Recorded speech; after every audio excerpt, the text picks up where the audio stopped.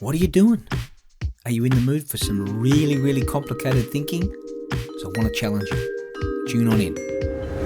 It's time for another show from Colin Jones, the Reasonable Adventurer. Time for you to take another step towards creating your own opportunities for satisfaction. And it is a huge welcome to you all to episode 77, The Reasonable Adventurer. I'm Colin Jones, and I'm having one of those weeks. If you could see me right now, I am surrounded by paper after paper after paper. Books and internet. I'm just surrounded trying to get my head into other people's thinking. It's not easy, is it? Because there's what people write that we read, and then there's that challenge of trying to understand what were they thinking when they wrote something.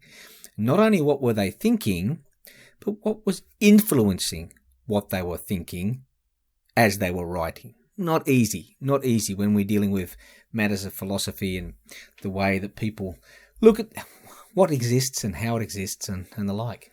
But nevertheless, it's dragged me into a bit of a space where I keep actually coming back to the core focus of some of our past episodes. And so I thought I would try and unite. I know in the past I had some quite positive feedback when I've sort of been able to bring together some past episodes and try to sort of unite those ideas. And so this is at another level. I mean, obviously we could be talking about attributes of the Reasonable Adventurer. And so this is really talking about those types of behavioral outcomes that are possible once those attributes are actually being developed and we're being mindful of them. So the particular episodes I want to go back to, one of my favorites, and I know when I look at the downloads of this episode, clearly it's a favorite with many of you out there as well, and that's episode 4 on energy, episode 10 on situational awareness, and episode 17 on environmental interaction. So it's interesting, they're going right back to the very beginning of some of those fundamental ideas that were actually being talked about. And I wanted to sort of bring those all together by sharing with you a passage written by the great philosopher Charles Peirce.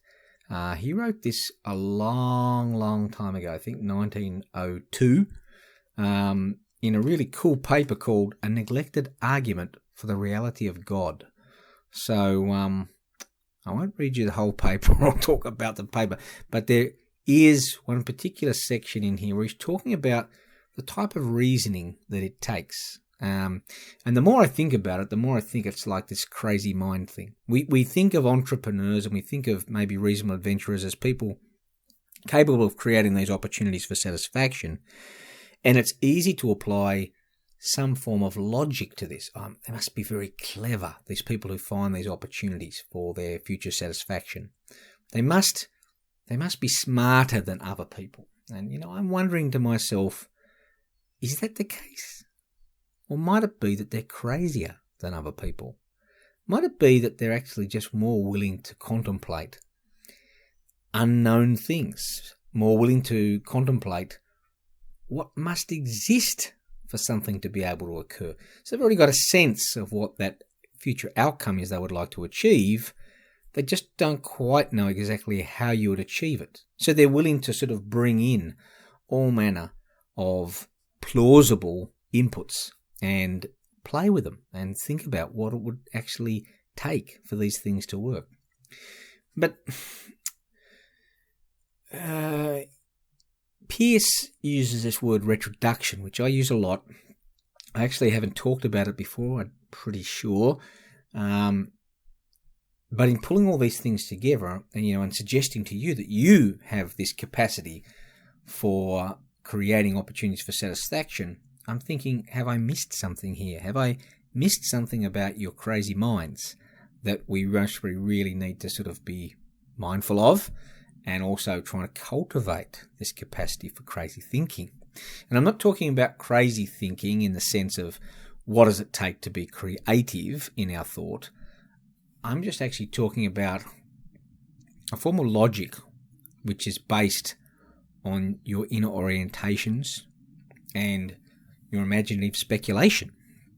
So let me just read you this little article article, I'm not going to read you the article, read you this little paragraph from Pierce, and where he's talking about the nature of this reasoning that he's encouraging people to participate in. And he says, the whole series of mental performances between the notice of the wonderful phenomenon and the acceptance of the hypotheses, during which the usually docile understanding seems to hold the bit between the teeth and to have us at its mercy, the search for the pertinent circumstances and the laying hold of them, sometimes without our cognizance, the scrutiny of them, the dark labouring, the bursting out of the startling conjecture, the remarking of its smooth fitting to the anomaly, as it is turned back and forth like a key in a lock, and the final estimation of plausibility, I reckon as composing the first stage of inquiry, a characteristic formula of reasoning I term Ret Reduction. Now, have you found yourself in this space? Have you found yourself, for whatever reason, thinking about opportunities, trying to solve problems, or just walking the dog and having a shower? Have you found yourself speculating about what might have to exist for something to actually be possible? Have you found yourself doing that? Because when we actually think this through, this really is at the very essence, the very heart of how it is that some people are able to work their way through a process, not with some foresight or logic that they are using, but with a method of reasoning which enables future logic and foresight to be introduced. So, first of all, I want to talk about this notion of situational awareness. So we covered this back in episode 10, and that's just simply defined as the perception of the elements in an environment within a volume of time and space, the comprehension of their meaning, and the projection of their status into the near future. So, in layman's terms, that's saying that you understand what exists around you. You understand how those elements may combine or not. You understand how they relate to you where you're physically present and in the time frame that you're operating in. And as a result, the decision making that you have looking into your future is being supported by this understanding. Okay? So that suggests that you do and are aware of a range of environmental elements which you can actually contemplate on. So in episode 17 in our environmental interaction framework, we talked about a whole series of these elements. We talked about you, who you know, what you can gain access to in terms of your resource profile. We talked about your thinking and the extent to which you recognize it having cognitive or socio-political legitimacy. We talked about the extent to which you understand how this space changes through a process of variation, selection, and retention. We talked about the nature of value and how it's created through value chains, value shops, value networks. We talked about how other people benefit from your potential behaviors with coactions. We talked about the types of strategic orientations that you may need to have in terms of appealing to some or many, thinking in a short term or long term. And most importantly, we talked about this challenge of understanding your operational environment. That is all those things that you are now and or would be in the future operationally related to. Now, none of this is simple, and it does require a lot of thinking.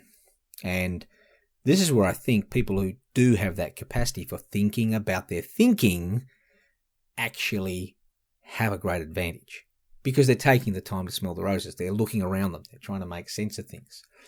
But if you're not even aware of the elements in your environment, and you can't name them up, and you can't think about how that basic jigsaw I've just described to you exists around you, it exists around everybody's thinking, then you're ignorant of it. You're unlikely to speculate about it, right? which is very much the case, as we discussed in episode 4, with energy. Once people are aware of and understanding of energy, it changes the entire way they view their surrounds. They start to look for different ways of thinking, and that has the capacity to increase the propensity to speculate, because now they're looking for something that isn't automatically right in front of them, but it can be speculated upon, and more often than not, proven to be there. Doesn't mean that we can use it, but proven to be a possible factor that we can enroll in our thinking in trying to tackle an opportunity, in trying to solve a problem. So, this whole process of Ret Reduction is about encouraging people to move from thinking, what must have to exist in order for something to occur? And once you start asking and sort of almost like reverse engineering the process, you start this formal process of speculation. It's a pretty cool thing to do. And your ability to do that will increase your level of situation awareness, which will increase, most likely, your ability to make decisions about your future with greater accuracy, greater confidence. So, I want you to think about this for a minute. You have a problem, or you have an opportunity. Do you find yourself being sort of stuck in what De Bono would call that sort of vertical thinking? Do you find yourself, as a result of having moved forward, you're now almost in lockstep with what the next move has to be? Can you remove yourself from that space and bring something in, almost like in a lateral thinking sense, that you're bringing in something which is totally foreign, it's a totally different starting point in terms of your thinking, but we don't need to do it in a sort of an abstract way. We just need to become familiar with what it actually is, and it's this fifth attribute of the reasonable adventure, which I think plays in so nicely here, and that is your ability to develop an uncommon interest in the commonplace, right? Because we all want to be influential. We all want to be capable of acting in a positive way in any given set of circumstances.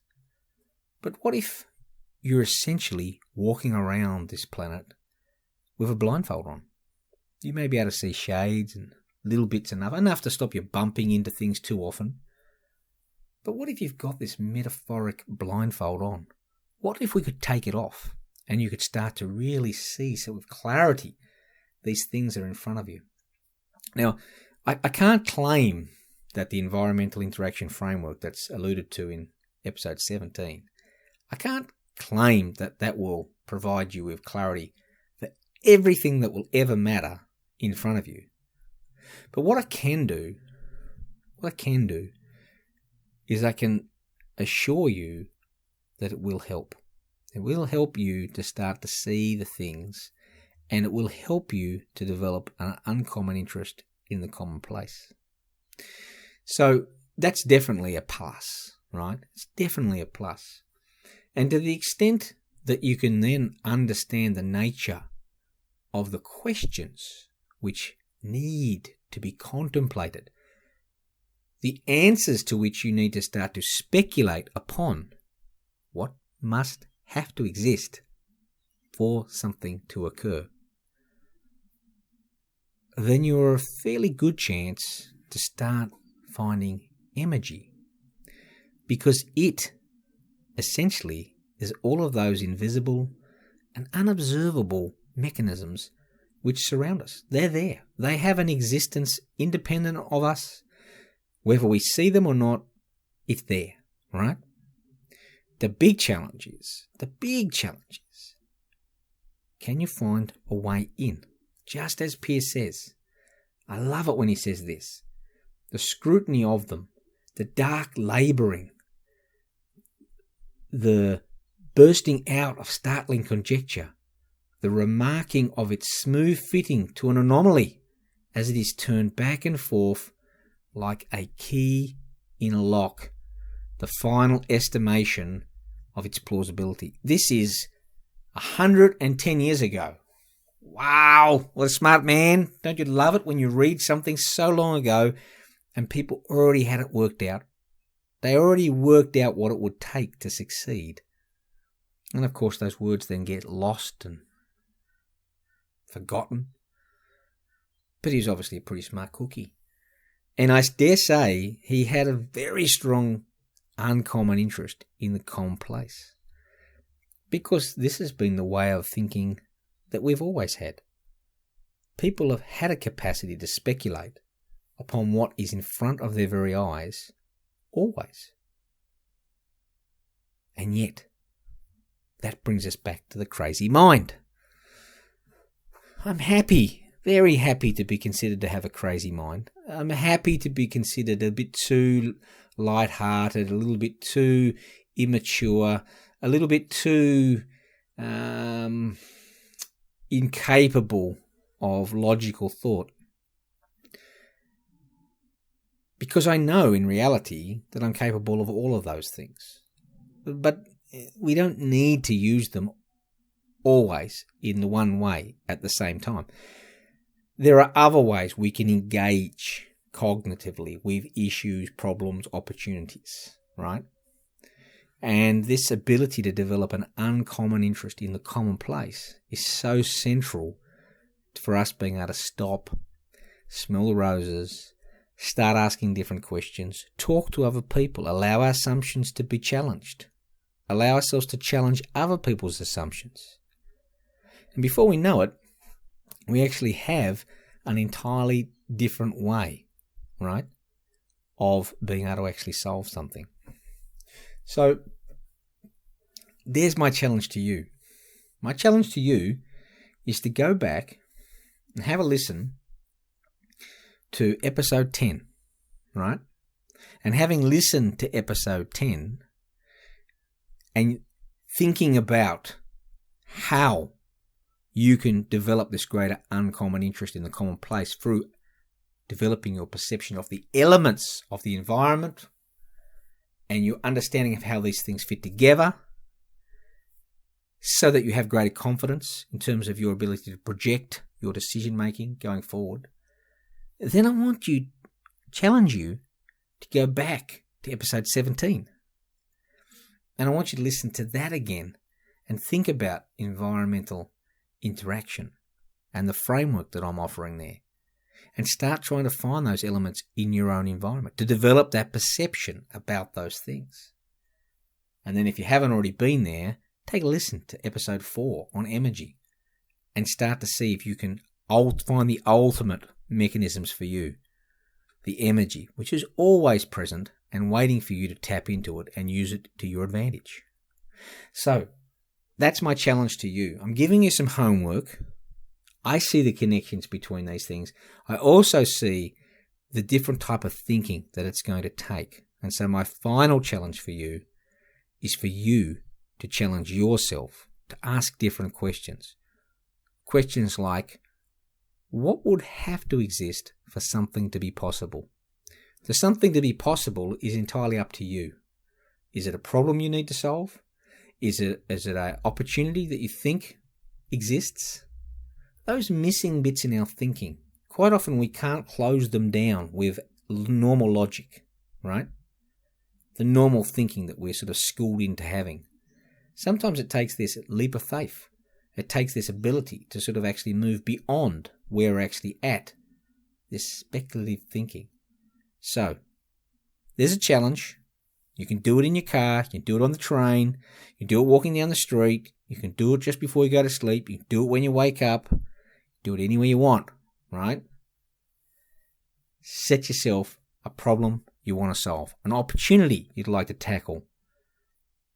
Use your understanding of situational awareness, episode 10, to think more broadly, and more intricately about your environment. So that's episode 17. Developing that uncommon interest in the commonplace so that you can find naturally through that mindfulness the energy that we talk about in episode 4. That's a fair bit of homework, and let's call that a project that you can work on over time. We'll come back and we'll touch base on these sorts of issues, I'm sure, again in the coming weeks. But until then, enjoy, reflect, and keep a crazy mind.